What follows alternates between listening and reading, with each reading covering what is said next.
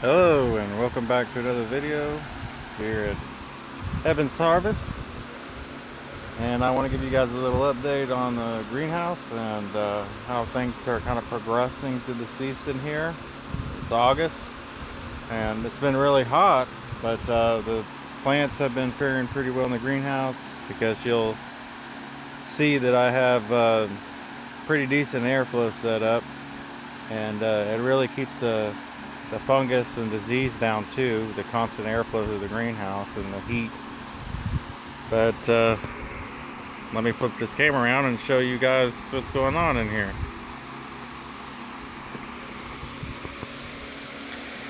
So first off, you can see I got two oscillating fans. I got the 3 center high velocity fans blowing air up the roof, and then that runs off the solar, and it's an exhaust fan. And so you know, in the last video I showed you, I took down the center column of that tube, you know, that foil tube, and because I think it was really storing a lot of heat in it when the fans weren't running, and it was kind of working against everything. And I want the air to be unobstructed as it's pushed up and out the building. And then I got these 2 oscillating fans here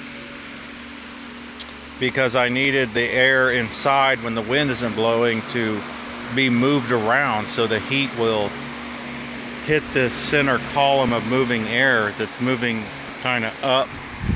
You know, I have it pushing it up the roof, so it pushes it up to the roof and then out. That part of the building is completely open over there, so all the air and the heat gets pushed out of the building.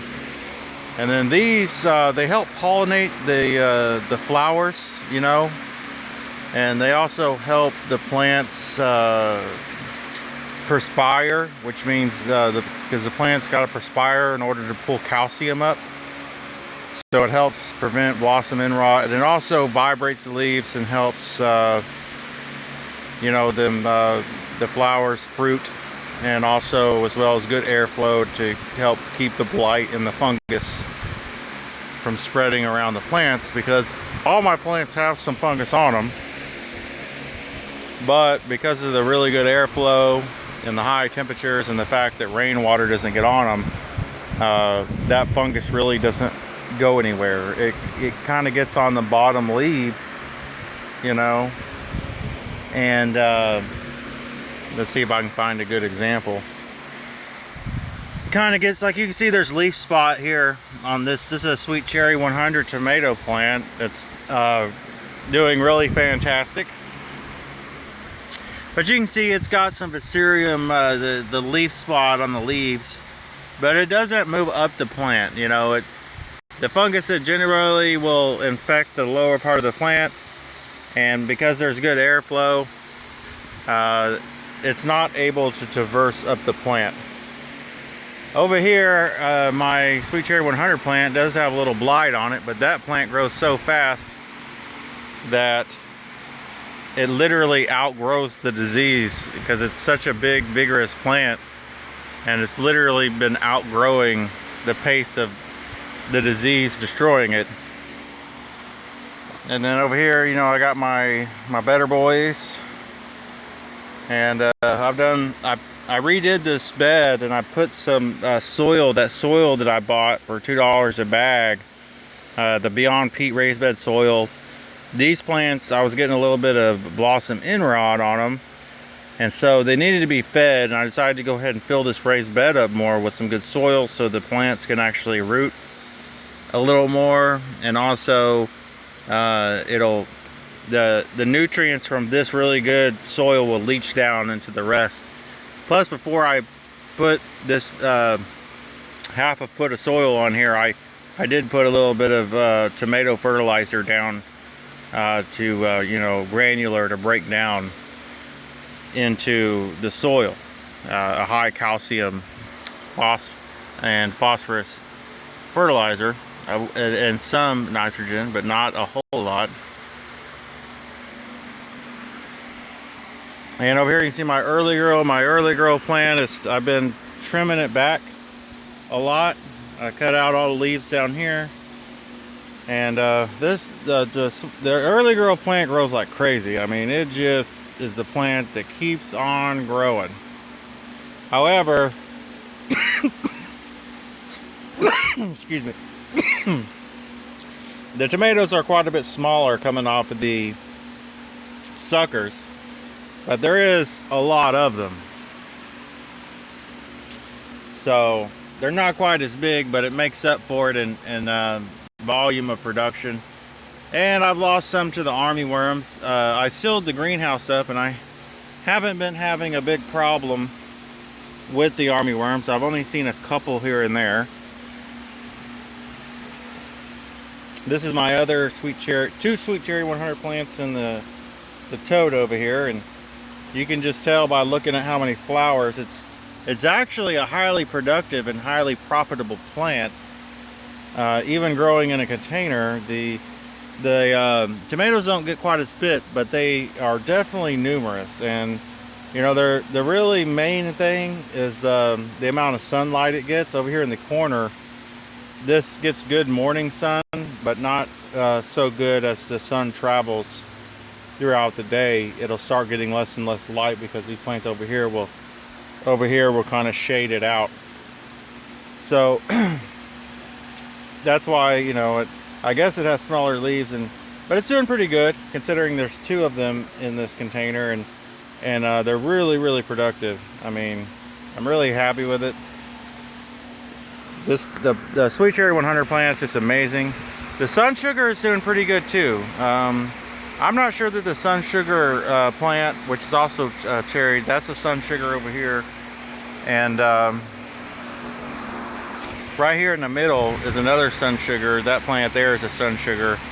They don't get as much light in the center column, so they get a little bit more stringy, but they do produce. Next year when I plant in the greenhouse, everything's going to be growing up at the same time, so these plants won't get shaded out so much by the plants that are on the side here. And the idea is for these plants in the middle to only grow up to the top of the netting here, and the ones on the side will grow up and over. So these will get, the top of the plants, the scions will get cut when they reach the top, so they'll put all their energy into production. And so next year when I'm able to plant all the plants in here close to the same time, these plants won't get shaded, and by the time they reach the top of the netting, they'll have full production. They'll be able to put they'll have big leaves, and they'll be able to put all their energy into producing the fruit, even when they do get shaded out by the plants that are growing up overhead.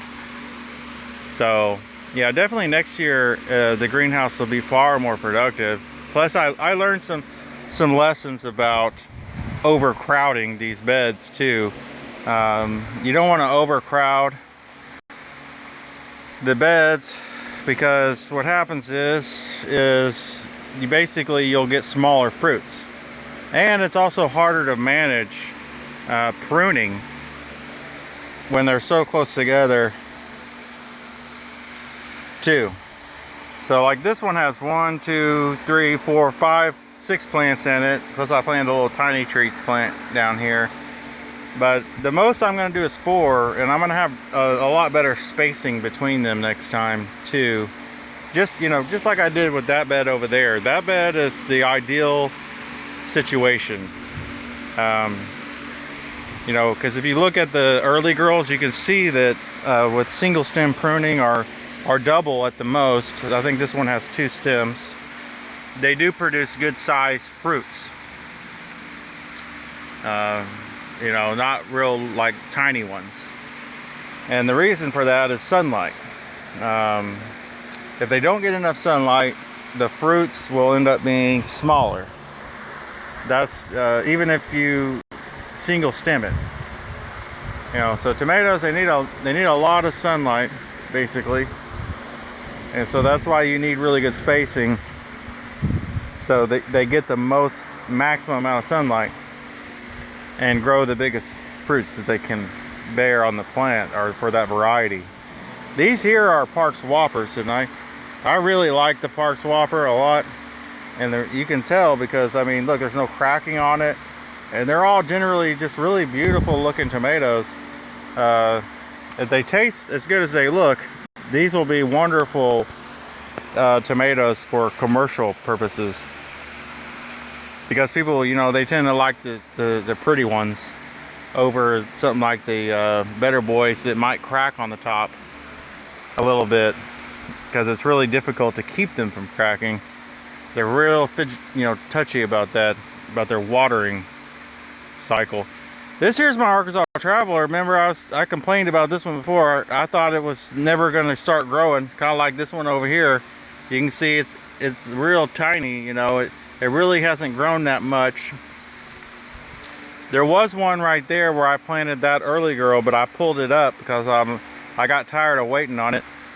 But a couple weeks ago, all of a sudden this plant just went into a growth cycle that is just out of this world. I mean, and it went from looking like that to that in literally about 2 weeks. It's the fastest growth I've ever seen on a tomato plant, and it's actually finally starting to put tomatoes on. It's not growing them super fast. They are growing, but it seems like the plant is still focused on growing its stems out, and I've been pruning it as much as I can. The Arkansas Traveler is kind of a difficult plant because it tries to grow suckers numerous times out of the same armpits, and you have to, it's really a lot of work to manage this plant, and I probably won't grow it again just because of that, because it is definitely more work than the Better Boy Early Grower, or even any one of these varieties that generally only grow a sucker one time, and once you prune that sucker, you don't have to keep going back and doing it over and over again. So yeah, it's a lot easier to manage. And this plant doesn't put out a whole lot of flowers on its trusses either. It's like 2 or 3, sometimes 4, maybe a little more flowers on the trusses. So we'll yet to see about what happens with the Arkansas Traveler here in another month. Other than that, it's a really healthy looking plant. To be sure, it's a healthy, and it's fast growing. Doesn't show any signs of disease at all. It seems to been spared the fungus infections that my other plants have gotten. You can see the brown on the stem there, if you can see that. It's hard to see, but on the stem you can see that brown, all the brown spot. That's like a fungus, and I ended up having to clip this plant all the way up, and finally the fungus stopped spreading, and you can see that it grew a sucker right here, and the fungus hasn't spread anywhere to these leaves or anything. And you can see also on my Mr. Stripey there's no fungus. But you see this fan here constantly blowing wind. The solar array kicks this on every time the temperature goes up, and that airflow, constant airflow, really helps prevent the fungus from being able to grow by drying out the surface of the leaves and also drying out the stems. See, one thing I noticed, if you touch a tomato stem, it's actually, if there's no airflow, it becomes moist to the touch on the outside. And that's how the fungus actually spreads up the stem, is that moisture that the tomato plant is kind of seeping out of the stem. And so if you have a good constant airflow on the stem, it'll dry out the surface, and it'll prevent the fungal disease from being able to spread further up the plant. And then you don't have to use pesticides, you know, or fungal control mechanisms, kind of like using hydrogen peroxide or baking soda to prevent fungal spreads. Anyway, so let's get a look here. Y'all remember George the spider? He was up over there, and he got outgrown by the plant, the Sweet Cherry 100 plant. And I was like, he's been in here for over, what, a month and a half, and I came in here and I didn't see my pet spider no more, and I was like, where'd he go? He must have had little baby spiders and moved on. But nope, George moved. He moved down here. There he is.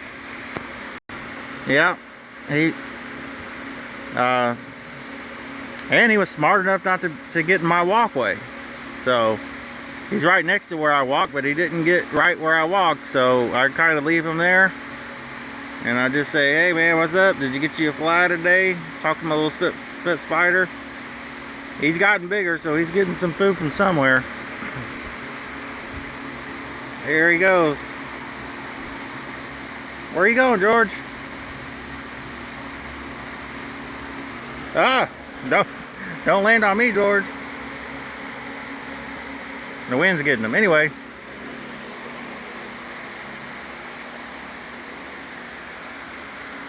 So here's my Sweet Cherry 100 plant. It's a ginormous plant, and couldn't be happier with the production on this plant. I trimmed all these leaves out all the way almost up to the roof here, and it's regrown suckers, and it's actually putting out more fruit even at the bottom of the plant. I mean, just look at that vine there. That sucker wraps all the way around, like all the way down to,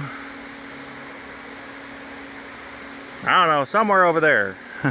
And it comes all the way around here, and it's actually putting out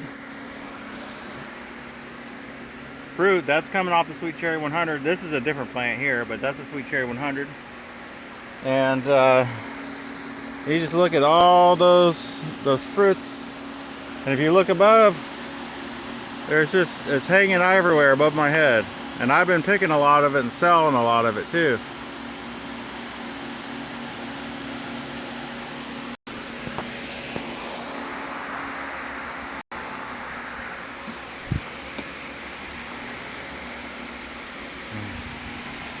And then I got my sun sugars are finally starting to put some fruits on.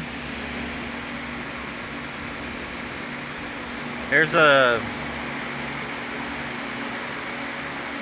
I can get a picture of it here. These are my sun sugar cherry tomatoes, and I'm curious to see what they taste like, because I might grow some next year.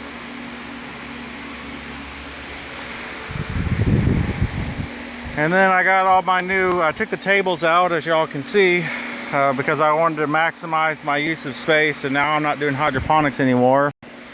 The heat kind of killed them all, and so I pretty much got all the plants I needed to go ahead and finish filling out the greenhouse. I got some more in pots that I'm going to plant that have been growing. I go ahead and put these in these containers.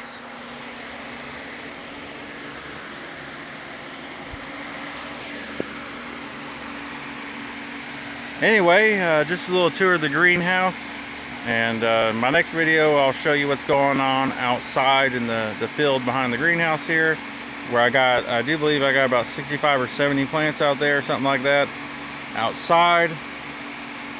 And I'll show you how those are doing, considering I planted them in June, the first row anyway, and then it was more towards mid and late June or July.